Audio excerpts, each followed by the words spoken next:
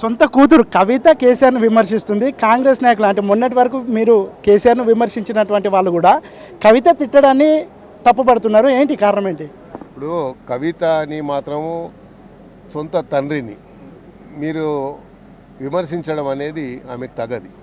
అందుకే నేను మొన్న కూడా చెప్పాను, మీ ఇంటి సమస్యని మీరు బయటకు తీసుకొచ్చి పెద్ద అయినా నేను ఇబ్బంది పెడుతున్నావు, ఈ ఏజ్లో అయినా ఇబ్బంది పెట్టడం అనేది రాజకీయంగా అందరు విమర్శలు చేస్తాం.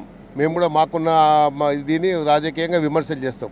కానీ నువ్వేం చేస్తున్నావు? కన్న తండ్రినే నువ్వు విమర్శించి ఆయనని హ్యూమిలేట్కి గురి చేస్తున్నావు. అంటే ఇంకా 10 సంవత్సరాలు బతుకుతాడనే వ్యక్తిని కూడా నువ్వు ఆయనని ఇది చేసి ఆయనని డిమారలైజ్ చేస్తున్నావు. కాబట్టి నువ్వు రాజకీయంగా నువ్వు ఎన్నైనా మాట్లాడు, తప్పేం లేదు. నేను కూడా అంటాం, దాన్ని అందరూ చేస్తాం.